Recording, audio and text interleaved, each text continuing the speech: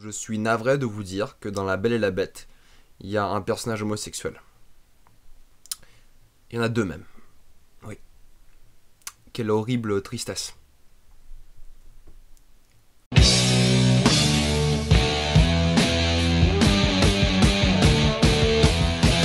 La Belle et la Bête. Vous savez qu'il y a encore des problèmes dans le monde quand c'est le genre de polémique qu'il y a autour de votre film, qu'il y a un personnage gay. Je parle pas du tout de la Russie et de la Malaisie, du tout. C'est un vrai problème quand des polémiques influent sur votre expérience du film, parce que dès qu'on voit le fou, ça fait ça. Instant, on le remarque. Et ça sort un peu l'expérience. Parce que, non pas parce qu'il est gay, mais juste parce qu'il y a une polémique autour du fait qu'il soit gay. Du coup, dès que vous le voyez, c'est ça. Voilà. Si vous n'êtes pas au courant, La Belle et la Bête est le premier remake live action, donc live action avec des acteurs, ça veut dire des vrais acteurs, des vrais gens, d'une longue série de films qui sont prévus. Longue série, énormément longue série. Il y a Aladdin qui est prévu, il y a La Petite Sirène, Blanche-Neige, Mulan, il y en a plein. Et La Belle et la Bête n'aurait pas été le choix que j'aurais fait honnêtement. J'aurais bien aimé voir un Mulan, pour commencer peut-être. Un Mulan live action, ça aurait été cool. Ou même Aladdin. Ça serait très dur de faire un génie live action, mais ça aurait été bien. Et La Belle et la Bête est tellement culte, tellement récent aussi, ça fait 20 ans que le film est sorti. Peut-être 25 à tous les coups, mais c'est récent, il y avait de quoi faire, il y avait du temps. Et non, ils ont commencé avec ça parce que c'est sûrement le Disney le plus connu et le plus célèbre de tous les Disney. D'ailleurs, c'est le seul qui a été nominé pour le meilleur film aux Oscars l'année dont il est sorti. Tout ça à part, La Belle et la Bête est vraiment bien foutu. Vraiment, c'est un film qui est vraiment une bonne réussite. C'est pas aussi bon que le film animé, mais c'est vraiment bien fait. On voit qu'ils ont bossé dessus. On voit qu'ils l'ont pas sorti à l'arrache pour se faire de la thune. On voit que c'est travaillé. On voit que il y a du cœur qui a été mis dedans. On voit qu'ils ont essayé. Et ils ont plutôt bien réussi honnêtement. Le film est vraiment bien réalisé. Il y a de bonnes idées de mise en scène. Il y a des trucs vraiment sympas. Des trucs vraiment qui changent, qui sont assez originaux je trouve. Il y a d'autres plans qui sont dégueulasses par contre, je sais pas pourquoi. Il y a des plans qui sont vraiment géniaux, très jolis à voir. Et d'autres plans qui sont dégueulasses. Genre il y a un plan qui n'a des fois aucune perspective. Il y a un plan qui sort comme ça. Je pense que c'est plus un problème d'editing et de cohérence des plans, mais ça arrive. Ça arrive qu'il y ait des plans qui n'aient aucun sens, littéralement aucun sens en fait, du point de vue de l'image, du point de vue de la perspective. Ça manque de fluidité aussi, et certainement la caméra tourne trop vite. Du coup avec 24 images par seconde, des fois c'est compliqué de comprendre ce qui se passe. Et ça manque de ça aussi. Mais c'est un film qui est pas mal réalisé, pas mal mis en scène, qui a de bonnes idées. Les transitions sont toutes mauvaises. Quand il s'agit d'aller d'un endroit, d'aller du village au château par exemple, c'est mauvais, c'est très très mauvais. On a l'impression que le village et le château sont juste à côté, alors que quand on voit un peu la carte, un peu un plan un peu plus large du monde, ils sont extrêmement loin. Par contre là, quand ils doivent aller du château au village, c'est comme ça, instantanément. 2 plans, c'est fini, ils y sont quoi. Vrai problème de transition, vrai problème d'editing, mais sinon ça a pas gâché l'expérience du film. Il y a des problèmes, niveau de fluidité, niveau de cohérence, mais ça a pas gâché le film, et loin de là. Ce qui a un peu gâché mon film, c'est le fait que Emma Watson ait zéro charisme. Je sais pas pourquoi les gens pensent que c'est une bonne actrice, parce que ça ne l'est pas.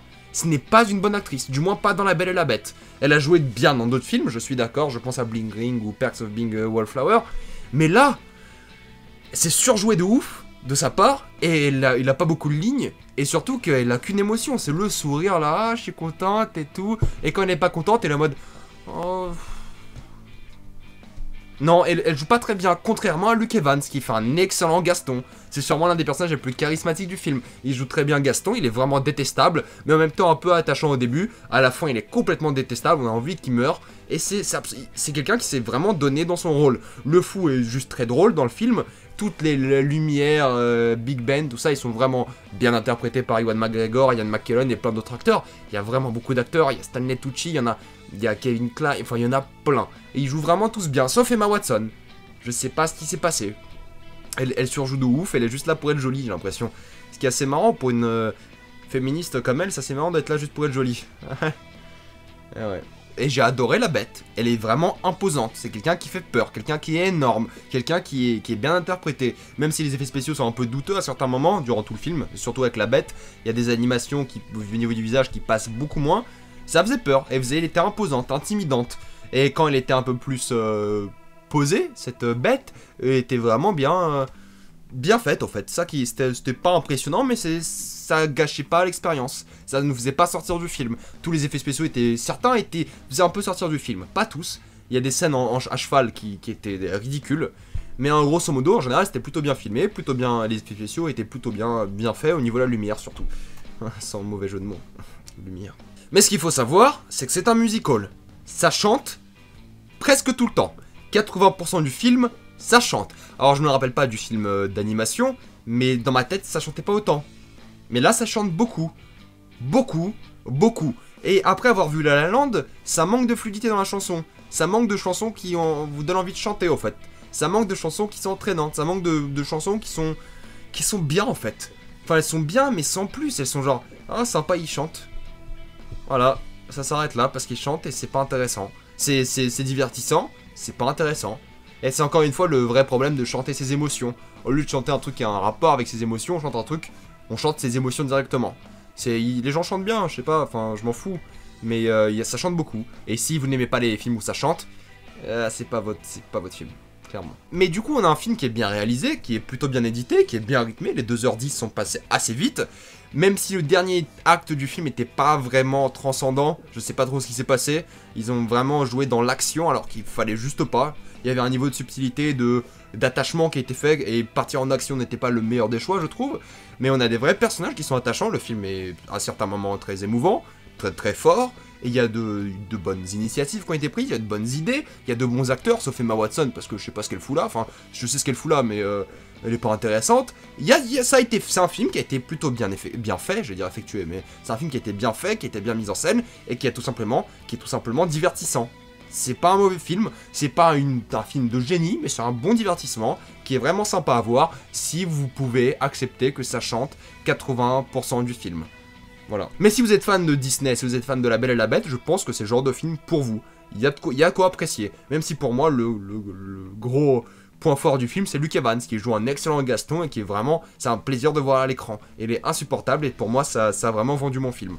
Mais oui, c'est une réussite. Et le fait que La Belle et la Bête soit une réussite me dit que peut-être Aladdin sera bien. Peut-être La Petite Sirène sera bien. Peut-être il y a de l'espoir pour Mulan. Là, c'est clairement fait pour les enfants. Tellement fait pour les enfants, c'est ridicule à certains moments, tellement c'est fait pour les enfants. En tant qu'adulte, c'est ridicule, c'est débile.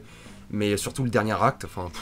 Mais sinon, c'était plutôt bien fait, et les adultes et les enfants peuvent l'apprécier. C'est un bon film Disney, je sais pas pourquoi il existe, mais il existe, et du coup, on en parle, et c'est pas mal. Avez-vous vu La Belle et la Bête qui est sorti cette année, non pas celui qui est sorti il y a 25 ans? Si oui, dites-moi pourquoi vous avez adoré ou détesté le film dans les commentaires. Suivez-moi sur Facebook, sur Twitter, abonnez-vous à la chaîne YouTube, et moi je vous dis à la prochaine fois, allez voir mes dernières vidéos, et salut à tous!